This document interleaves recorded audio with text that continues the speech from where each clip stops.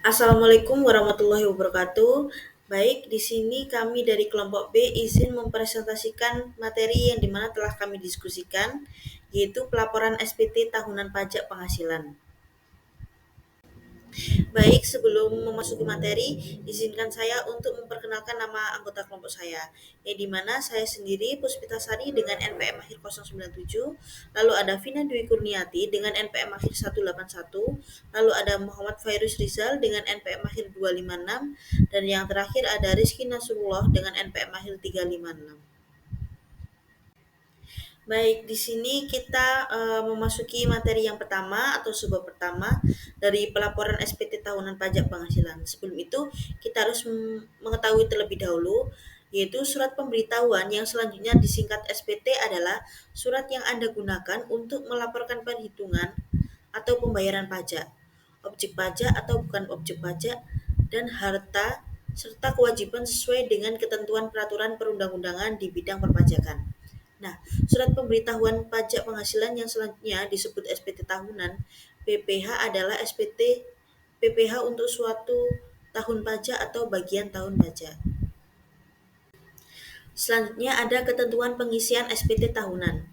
Orang pribadi yang telah terdaftar sebagai wajib pajak ditandai memiliki nomor pokok wajib pajak atau bisa disebut dengan NPWP, mempunyai kewajiban untuk menyampaikan surat pemberitahuan tahunan pajak penghasilan atau bisa disebut dengan SPT.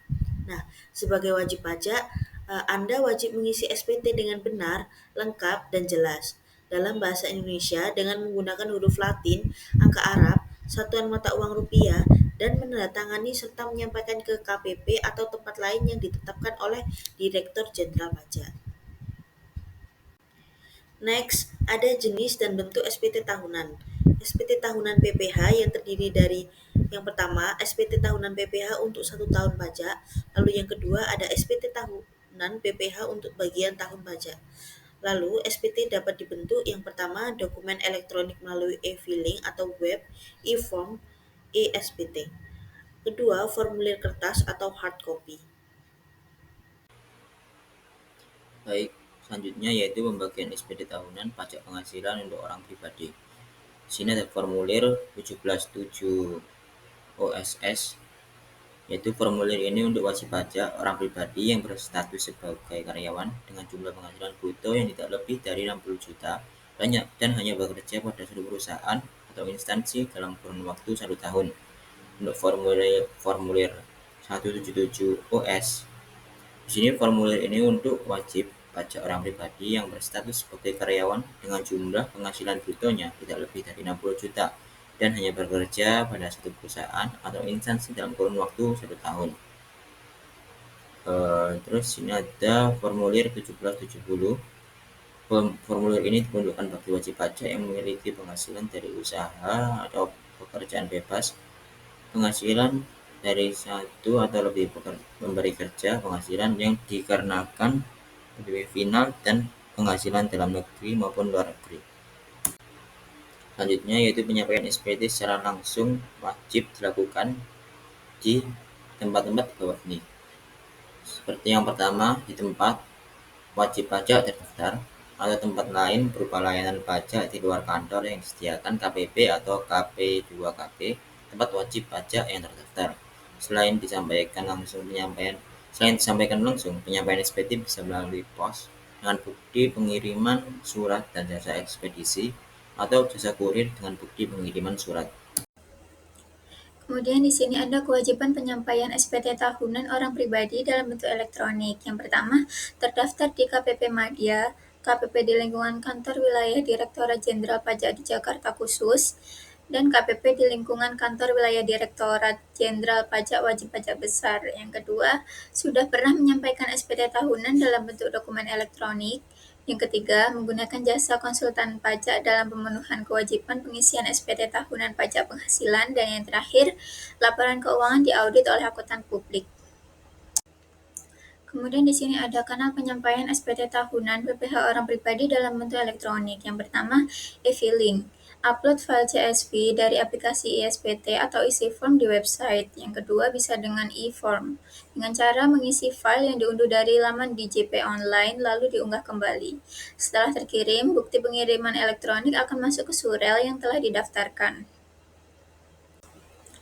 Selanjutnya, SPT dianggap tidak disampaikan. Nah, SPT ini dianggap tidak disampaikan apabila yang pertama SPT itu tidak ditandatangani, yang kedua SPT tidak sepenuhnya dilampiri dengan keterangan, yang ketiga SPT yang dinyatakan lebih bayar disampaikan setelah 3 tahun sesudah berakhirnya masa pajak, dan yang keempat SPT disampaikan setelah Direktur Jenderal Pajak melakukan pemeriksaan.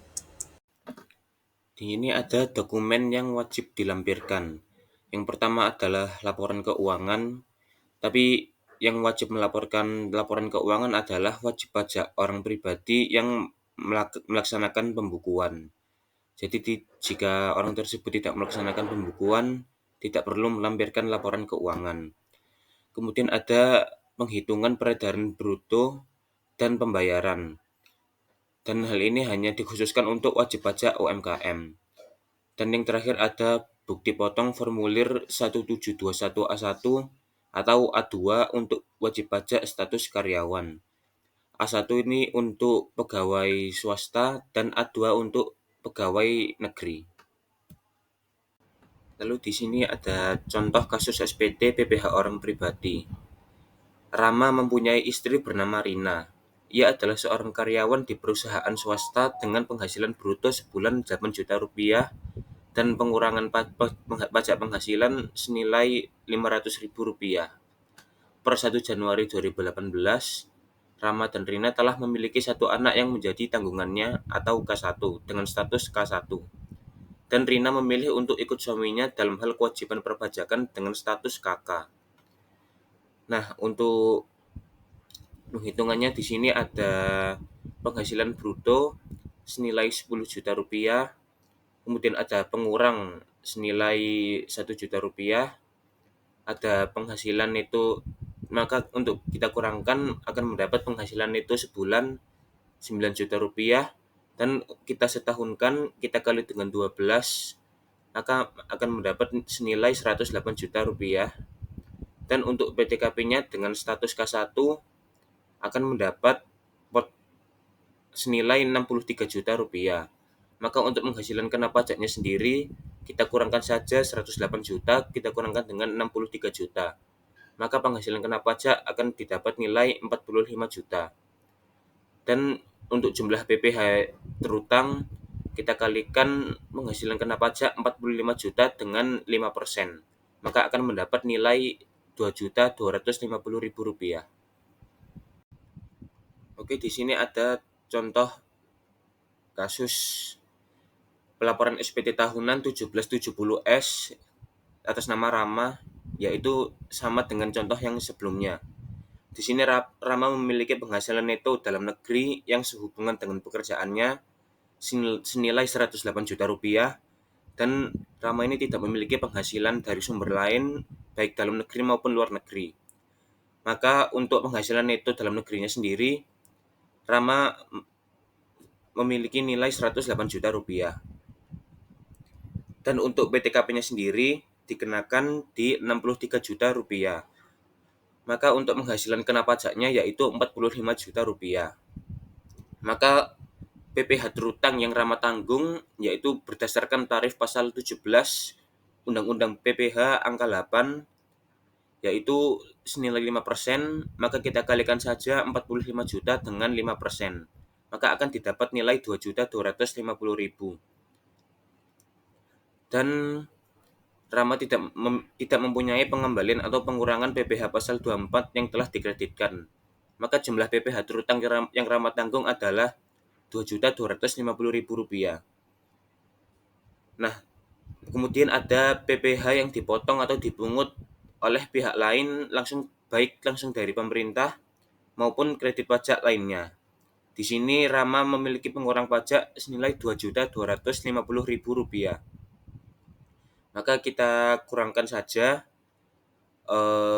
pajak terutang yaitu Rp2.250.000 dan pemotong pajak Rp2.250.000. Maka akan kita dapat nilai Rp0. Jadi pada kesimpulannya Rama tidak perlu membayarkan pajak lagi. Kemudian di sini ada perbedaan dari SPT PPh 1770, 1770S dan 1770 SS. Untuk yang SS ini dikhususkan untuk wajib pajak perorangan atau pribadi dengan penghasilan yang kurang dari 60 juta saja.